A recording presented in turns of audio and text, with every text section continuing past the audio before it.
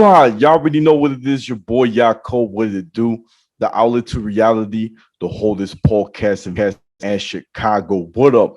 This is the place where you want to hide from your drama or maybe hide from your baby mama. Just kidding. But anyways, fans, thank you for staying tuned. Don't forget to like, share, comment, and subscribe. Ching. Y'all know what it is. And guess what? We have a very, very special guest.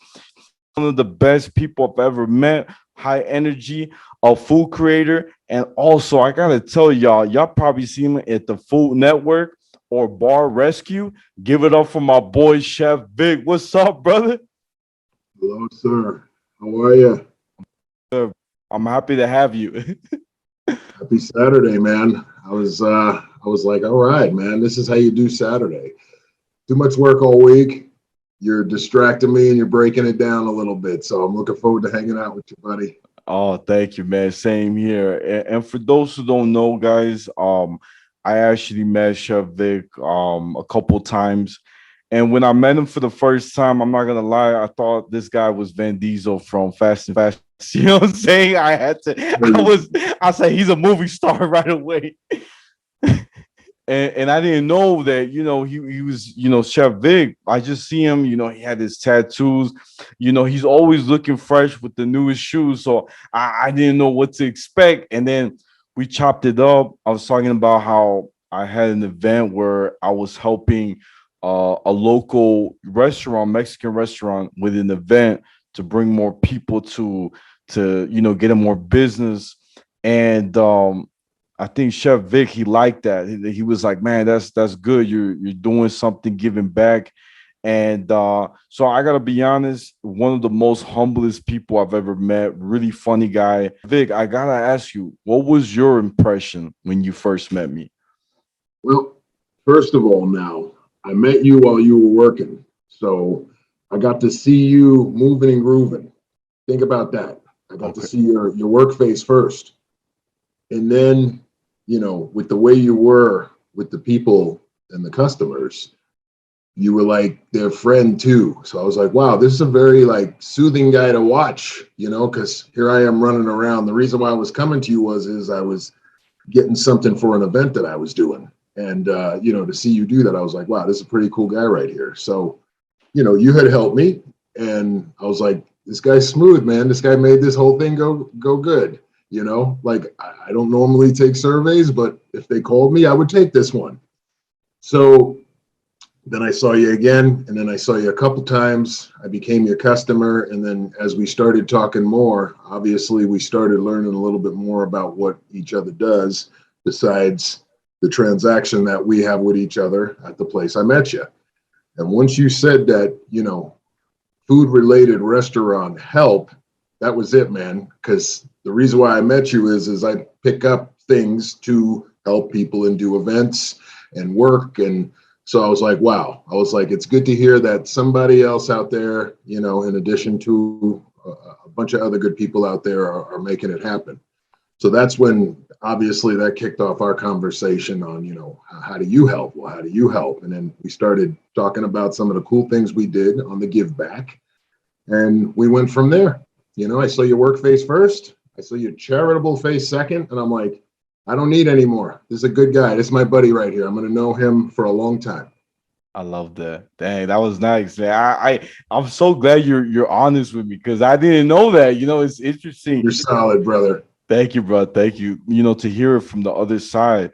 Now, brother, I have to ask you, man, all my fans want to know is tell us a little bit if you were born and raised in Vegas and a little bit about your background, what neighborhood you grew up in and your hobbies. Sure. Okay. So I wasn't born in Vegas. I was actually born in New York City, Brooklyn, moved to a place called Staten Island till I was about 14. And then I moved to Vegas, but just in time for high school, back when people in Green Valley were zoned for Valley. So you lived in Green Valley Parkway and Sunset and you bust all the way to Sahara and Eastern, if those of our listeners know what I mean. And so pretty much I came here for high school. So I had that developmental stage in New York, to build my skin a little bit. and then I came to the West, and it was a whole new world, getting settled in the West, especially at the time, that I had come. It wasn't as developed as it is now. Wow. And did somebody like inspire you to move to Vegas? Like, was it a friend or a family member? It was my mama. A lot of New Yorkers, we live very close to each other. So when you come out to Vegas, especially, when they came out in the mid 80s, late 70s, they came out like, before I was even around at that. They used to go a little past the strip where they started building stuff. And like you started really seeing nice, beautiful things happening like away from the Vegas Strip, where it looks so far away, like 30 minutes away. Now it's filled in, so it doesn't look that far, but back then it looked far. And my mother felt that it would be a better life for us if we came to the West and we came to a place that was going to expand, that was new, that a bunch of people from all over the world, was coming to. And, that's how I got here. I didn't want to come. You're trying to pull a 14-year-old New York kid off his block. That's everything to him. But, somehow we made it out here. And, to jump ahead till today, it's like, if that did not happen, I don't know if all of this would have happened. So, Wow. to Vegas. That's amazing, brother. That's amazing. So, quick question, man. Not to get too personal, because you mentioned how your mom has, if it wasn't for her, you wouldn't be in Vegas. I grew up with a single mom, and my mom, she's like a hustler, and she definitely impacted my life. Taught me a lot of things about life. One thing I could share real quick: growing up, my mom had this thing where she would bring people that either got kicked out of their homes, they were homeless, they didn't have a place to live. And I'm not lying, brother. I had about 15 people living in my mom's house. And my mom, I used to get mad. I said, Mom, why I got so many people here? I feel like we got to make a reservation. And I said, I never get my own room. And my mom said something good. She said, you may not understand why you live with so many people, but the best thing I'm going to teach you is that by you living with all these different people, different personalities, you'll learn how to deal with them in the streets. Right. The lesson comes later on. The reality of the lesson comes later on, not during. Exactly. So, and she's right, brother. Like, I gotta be grateful that, like, now when I meet somebody, I can right away, within 3 seconds, I can kind of detect, okay, I know what I'm working with, because I grew up with so many different people, So you got to just like experience just about every type, where now later on in life, after lessons learned, you scan, you're like a Jedi master now. You know what I mean? Your Jedi mom taught you the way without you even knowing it. Yeah, no, for real. It's true, Right. man. The force is strong. That's what I heard. Oh, that was the Yoda on your back, dude. No, for real. Right. Oh man. So Vic grew up with a single mom?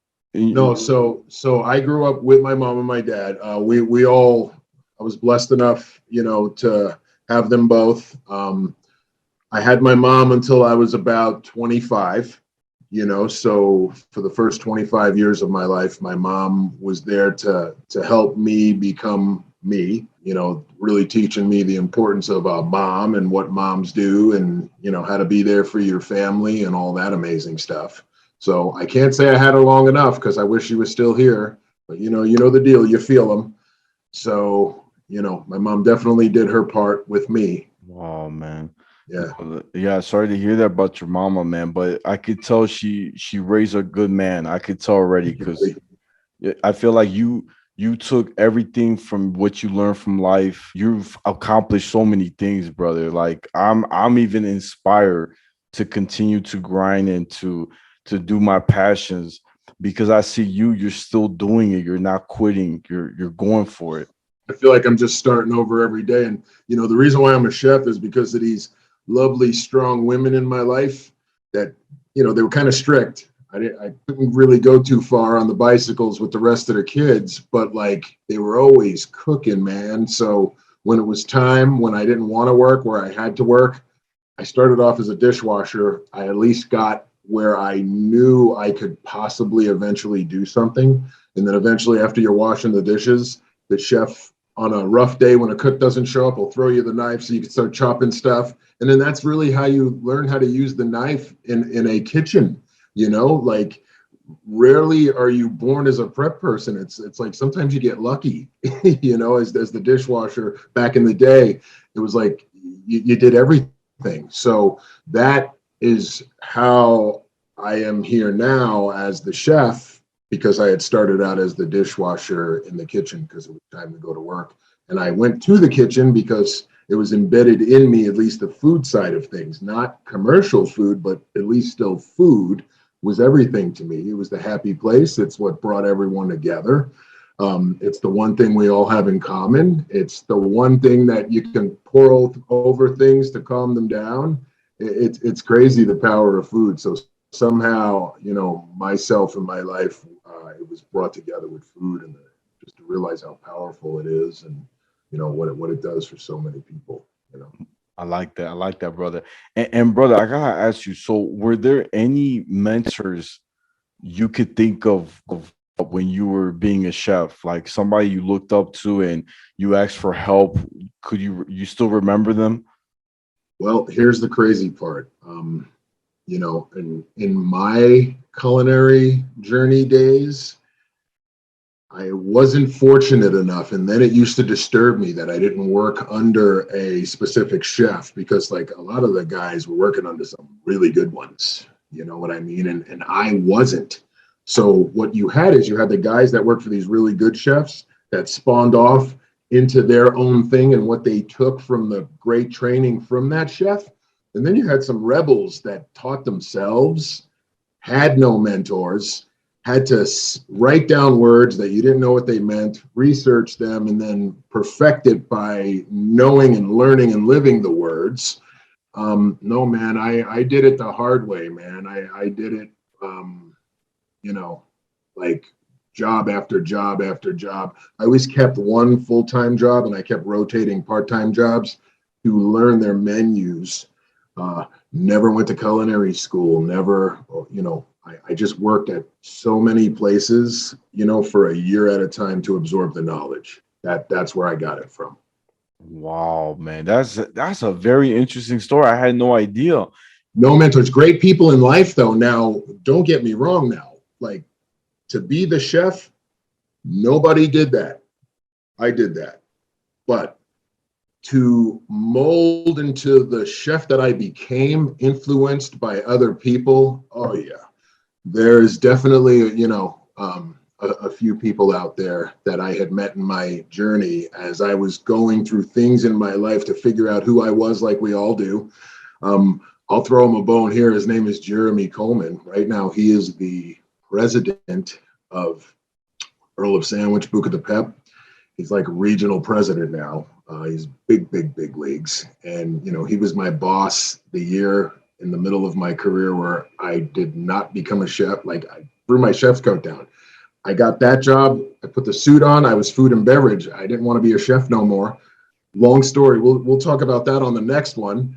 And so this guy like helped me find my chef again to become the chef that everybody saw today. He plays a major role on my timeline of helping me reconnect with myself and take those strides to become a chef, to get on TV and like go over the top and be able to own restaurants and build them for people and get on the shows. And this guy, Jeremy Coleman, I love him. There's a few others, and, you know, I want to be fair to everybody and mention them all, but Jeremy Coleman, I'll say, is the first one because he was just right there, man. We laughed together. We cried together. We got in trouble together, you know, as brothers, you know, like laughing too much, you know, and, you know, it was like I just was blessed with a guidance counselor during some of the roughest times in my life at the job, getting me to become who I am today. So Jeremy Coleman, baby. I like that. I like that. I think in life, you know, especially when we're young, we forget that it's okay to ask for help or ask for guidance. And I think that us as young men, right, trying to, find ourselves, we get in this bubble where we're afraid to get out that box. And I think if we explore, meet new people, like you found your mentor, I think that's great because that's the only way we grow is if we get feedback, if we get criticism, we need that because then I won't know what I need to work on. You know what I'm saying? Oh yeah, yeah. No, he's told me I suck before when I was sucking and going like, get better. That's not you. This ain't you. Like, thank you, sir. Damn. I got lucky. I got lucky. So I hear you, brother, on that. Right? No, it's true. It's true, brother. And I gotta ask you, brother, how did it feel? You gotta tell me the process. I'm always curious. How were you able to get on Bar Rescue? Like, I have to know this. That was the coolest episode to see you there in the car with that guy. I forgot his name, but the guy who's like, Heifer, man. Don't forget that name. yeah. I'm sorry, man. My brain was, I had a little freeze, but it was cool in the scene. You guys are in the car together, you know what I'm saying? And then you were talking about your input about the food, what you should try with the chicken. Brother, I gotta say, that was the coolest thing to see my boy on television. Amazing. I love to entertain my friends. While we're doing this show, I will just say for now, it's so damn real. And like, there's so much put into the show to capture all of this stuff that happens in real restaurant life. We don't even realize we're making a TV show. You know what I mean? We're working on a restaurant, bar, people, personalities, and really trying to twist them around so they can have future success within their establishment. So, we get told we're going to do one, you get all pumped up, like, but then you've got to level yourself out because you can't go on there like that. You got to go on there as a professional, because that's why you're called to go on that show. And you go on there and it's really solving the puzzle for a couple days, like John, myself, and whoever the mixologist is or whatever chefs or experts go on there. And it's a process. And then by the time like the last day or two of it, we're like, we want to go home. And then we go home and then we forget about it. And then next thing you know, it's coming out. It's like you see the commercial of it and you're just like, I don't even realize that happened.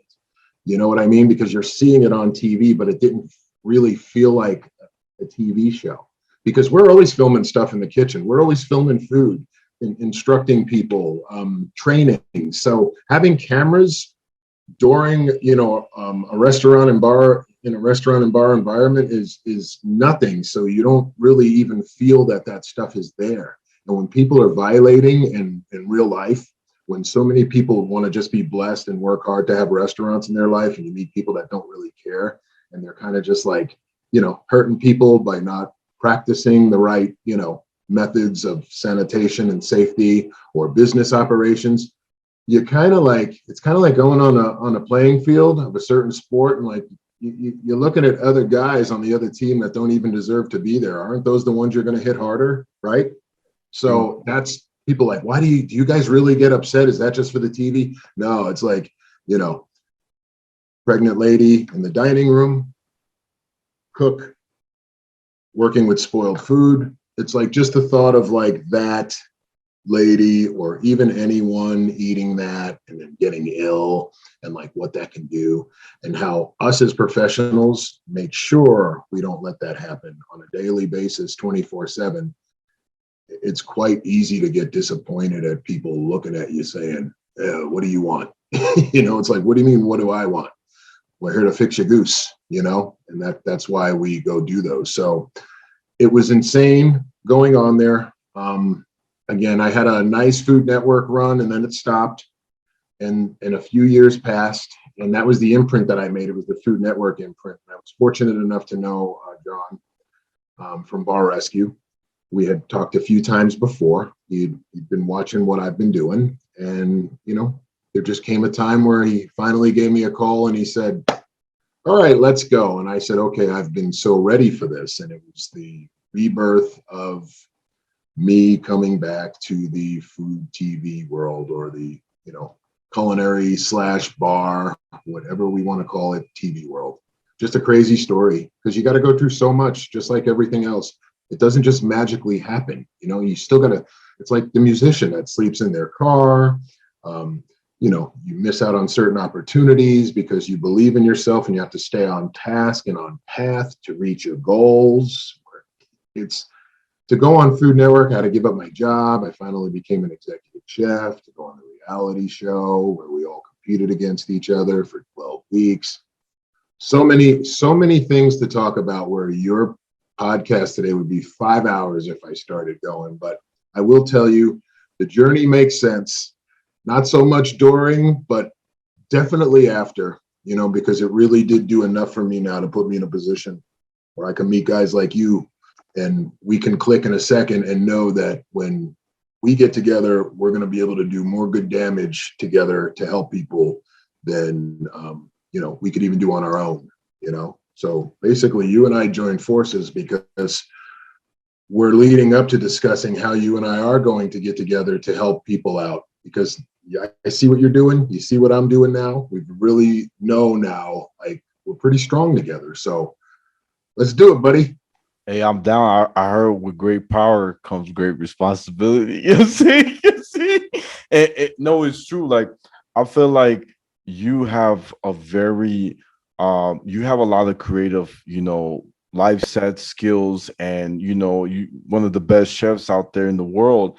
And like, for me, the good thing, like, I told you this when we had our last conversation. I was like, brother, we should have like a get together where we can do like kind of similar, like helping a restaurant, maybe 2 or 3, or maybe helping a charity, giving back to the people. And I was like, man, if you could come up with ideas, because you're already doing it, right? Going change the world. And I'm like, brother, I got a lot of stuff to share, because the thing for me, so I'm really good on the mic, like on like an MC, like, thank you guys for coming, we're gonna have a good time, like the hype man. And I also, a little thing I have is that if we have, let's say, the DJ, we got food, people get to try out the food, whatever.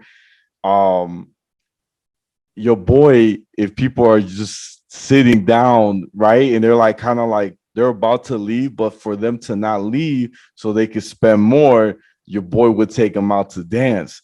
So that's another thing that I felt like it worked for me last time. I had like about 60 people show up, and the thing I did was, I had the DJ, hey man, put some little, merengue or some bachata, and man, they were loving it. They're like, man, I don't know how to dance this. I said, don't worry, girl, I got you. You know what I'm saying? And I just started dancing, but in a friendly way. And I feel like if we can bring like a nice, where communities can feel comfortable, people having a good time, it will always be memorable. That's how I see it. Here's what I do when I link up with a good person who's trying to get some good stuff done, like yourself, and like the things that I do. I say this for the first run. We'll do a trifecta. You help me with one of mine that I do. I'll help you with one of yours that you do. By then, we had figured out what you just said. That whole thing, I got the food covered. Oh, dang, brother, that sounds so dope. I like where you're Maybe, going. maybe even the venue. Maybe. I can't say that right now. I got to make some calls, bro. Oh man, I love it, brother. We got a tight circle, man. We got a lot of people. Oh, let me help. Let me help. Let me help. Yeah, Okay. yeah. Hold you to it. Right. Well, let me tell you this, brother. If you have any events coming up, your boy is more than happy to come through. And like I said, man, I could connect you to with good DJs if you need like a music person. I'm just saying, throwing out there. But your boy is more than happy to be on the mic. Like I said, to help out. I feel like the yin yang. We need each other's skills to make a change. And I feel like even look at this idea. You're ready for this, brother? We have the event, right? People come in, let's just pretend they pay for mystery bucks, right? But that money goes to whatever charity, whatever.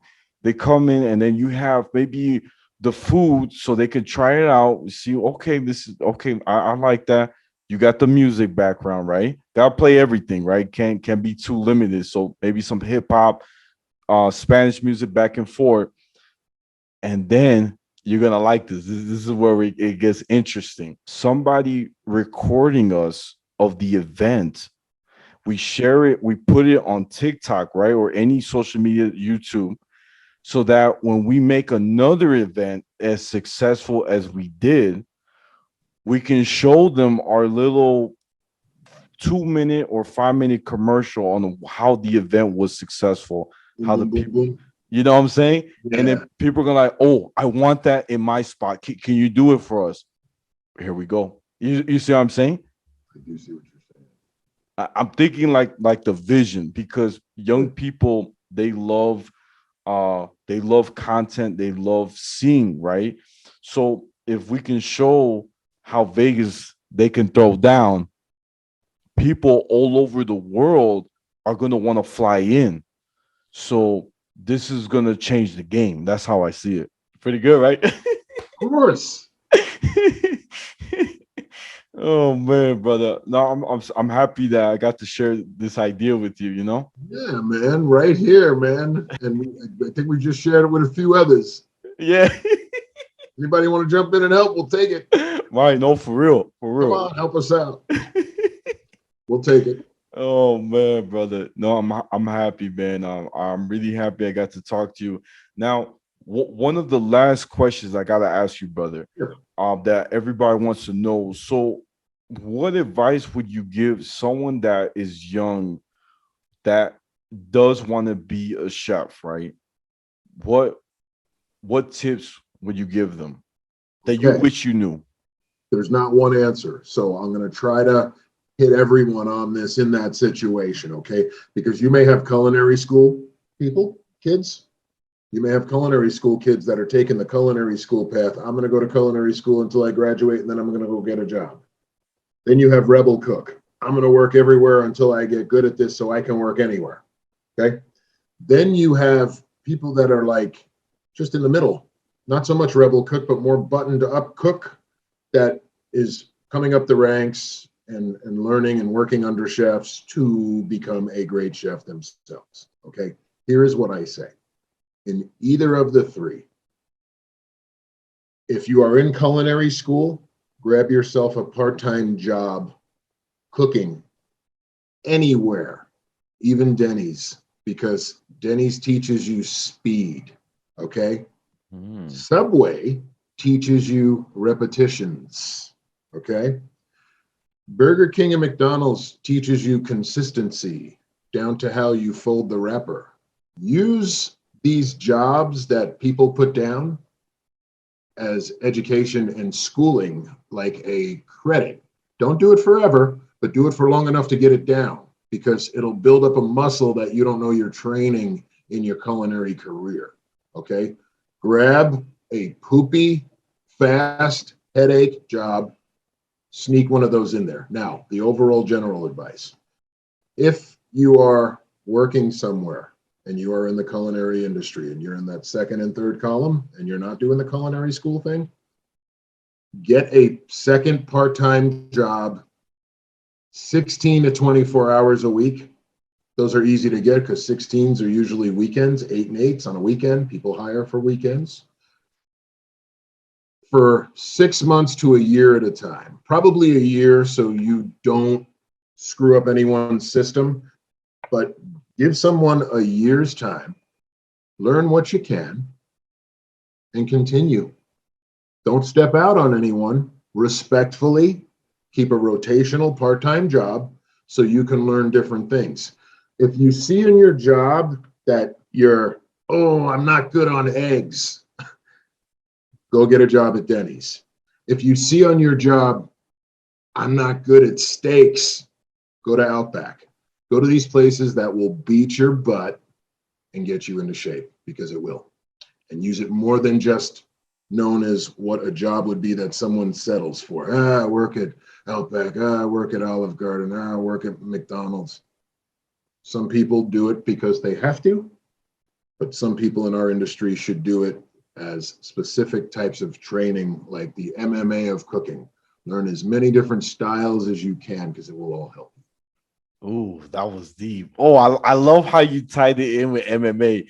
That's so good because a lot of people I've met goes back to MMA. They learn once, which limits them Right. to to get better and Right. to learn the other person's style, to get better win the fight. And listen, if you're just a boxer and like you're a restaurant chef and you're an Italian restaurant chef or you're a steakhouse restaurant chef and you are what you are, and then you're a TKO boxer and you just got to use your hands. But today's day and age, with the wanting to absorb the knowledge, where maybe some people can't go to school or this or that, try to do your research online, learn your words, learn your terminologies, learn your basics, learn some of the old stuff, learn the five mother sauces, learn some of the classic French things that you may never even use again, or that you may use personally for yourself, or maybe in your arsenal for the right time. Learn as much as you can, man, and make it fun for yourself. There are people in the culinary industry where it's just a job. They don't last very long, or they stay in one place for a very long time and they're content. And bless them, because they're doing restaurants the right way for staying there for so many years, because they can be counted on. And obviously they're a good employee if they stood there so long. So, and then you have your other types, but it's a crazy world in our industry, buddy. It's all over the place right now. It's the foodie world, the social media, the taking pictures of the food. Like, the foodie world has become a fun world.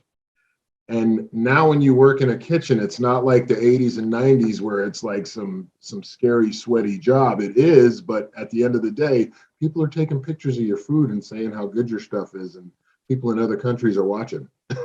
That's true. That's Everybody true. sees you now. So have fun. One of my quotes is, my career is my hobby. And it really is. Vic, what do you do in your spare time? I have fun doing something that has to do with something that has to do with what I do, man. At least for now. I like that. I like that, brother. Well, thank you, brother. I'm so happy to have you, man.